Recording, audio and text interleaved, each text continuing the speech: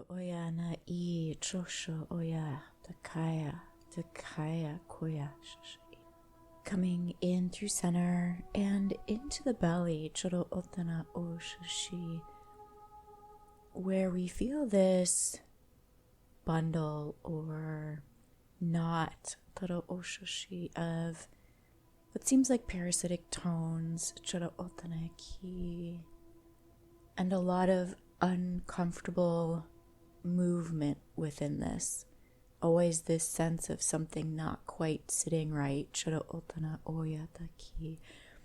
And also seeing this extending all the way up and out through the throat. Choro otana ki chohoya. So giving this impression here that all that I am able to speak actually comes from this constricted and knotted up place, and it's not even of my real energy. It's a constriction of my energy that is being expressed. Just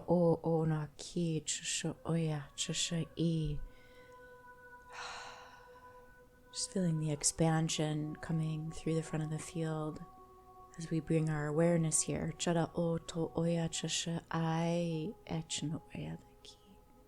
And the discomfort of sitting in this and allowing it to be seen and start to dissipate. That dis-ease of allowing the distortion and the distraction to clear so that we can be in our own pure tone. Chora otana ai chohoya daki. Very interesting that this idea of disease, chora otana ki chohoya, is not that we have acquired something in addition to ourselves. It's that the issue is in being within ourselves and seeing that as separate from us, or experiencing that as separate from us. Oshana oya daki. So much confusion over the last few weeks. Choro otana ki chosho oya, as so much is unraveling from inside of us. Chohoya daki. And where the message seems to be willing to sit within this rather than try to turn it over in your mind to understand it or make sense of it. Choro otana ki, chono otana ki chohoya.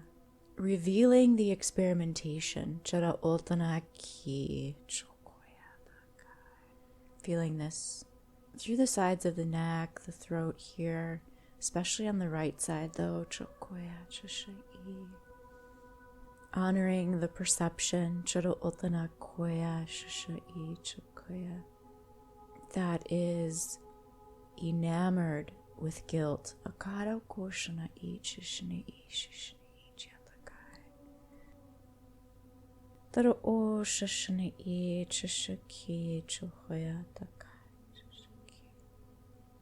Taro o chana shishi charo otakai. There's a reference here to Persephone, and yet not the story of her being contained to the underworld. This maternal attachment. So I don't know if this still exists, but there used to be this Persephone syndrome that was referenced in women as this pattern of being attached, having this maternal attachment. And it was originally applied, I believe, to immigrant women who struggled with cultural change. Yet the underlying idea of that, choro otana ki chohoya daki, I think applies here. This biological need, and it feels, when I say biological, it's not the true biology, but the way that the biology is influenced by this parasitic tone but the need for the biology to remain attached to this maternal reference. Tara o shashi ichnaki chohoyada ki chakaya. And I can feel this in the base of the brain also. So it maintains this sort of aura or sensation, that climate in which we were raised, tara otaki, to seek attachment, and whatever way we had to maneuver and change ourselves in order to maintain that sense of safety. That it is almost being chemically induced, or we could say chemically reinduced on a consistent basis, this synthetic arrangement. And I want to call this a false attachment syndrome. Attachment to what is no longer good for us.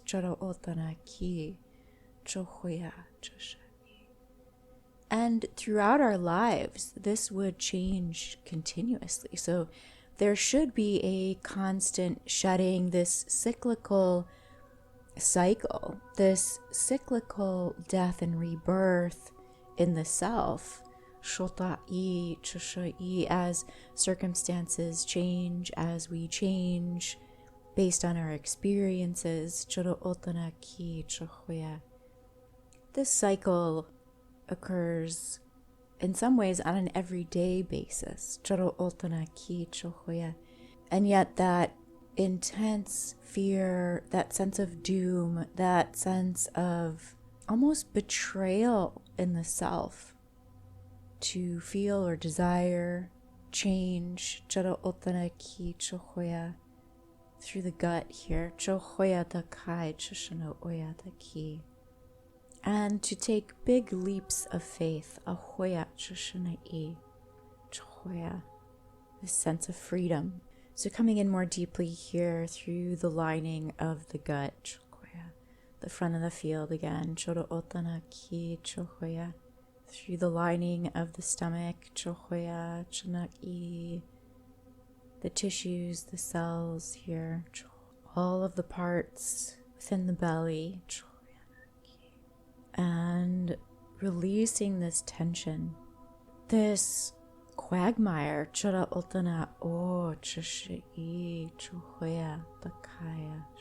which in a way does create much confusion in the mind, and where we seem to avoid this in the body and the gut and bounce up into these mental spaces to avoid experiencing that toxic restriction, which I think we can almost equate to shame, but the way that then gets expressed up through the throat, that it is so discomforting that we avoid it all together and don't even realize this is what's happening. So coming back here into the belly, this viral load, the maternal bloodline, and let's say where the mothers have refused to look backwards to attribute this to something that has been inherited, and instead looks forward and even blames the children for her state of affairs or state of being.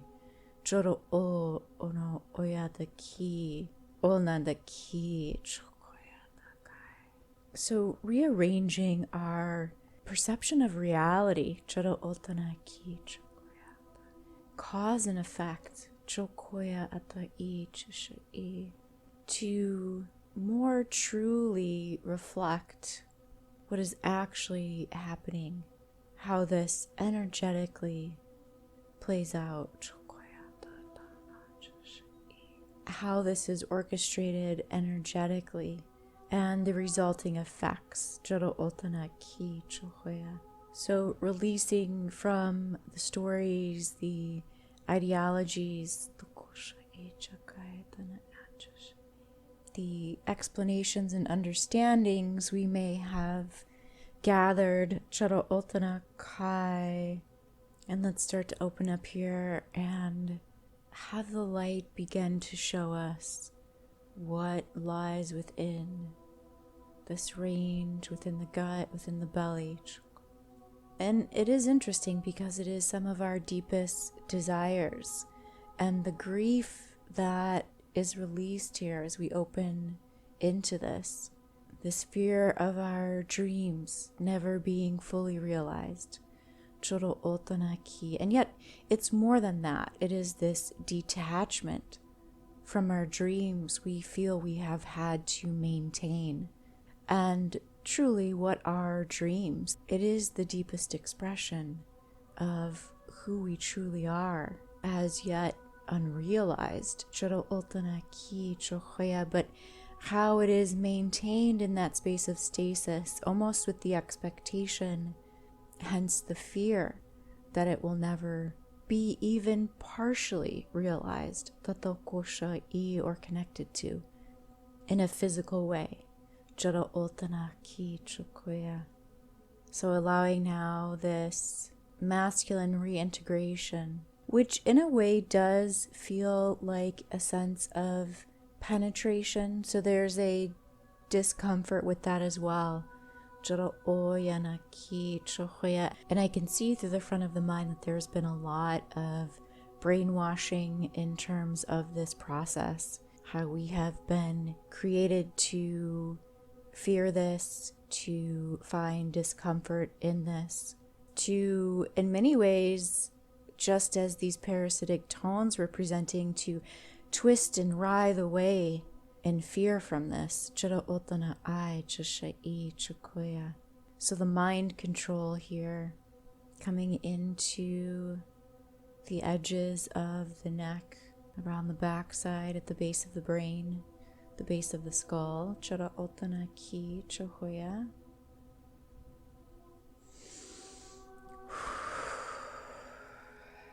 So feeling this along the edges of the belly here, where the fear and anxiety starts to kick in and affects the nervous system. And wherever we are completely distracted by outside energies, and how this somehow almost leaches into the field, becomes part of our biological responses through the gut here.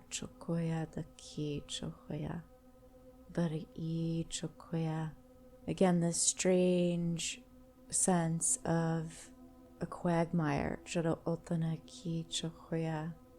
Also this idea of hustle and bustle culture. How that encourages a sense of productivity.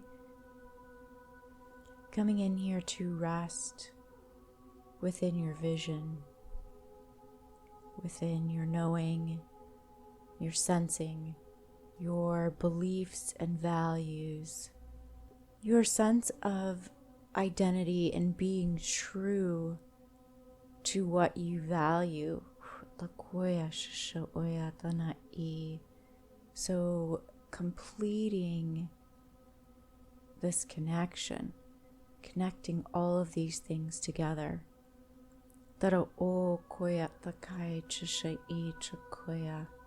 And eliminating the parasitic tones that were causing this deep interference, pulsing in enlightenment, this circuitry within the field, repairing and distilling through the backside of the heart within integrity. And so it is.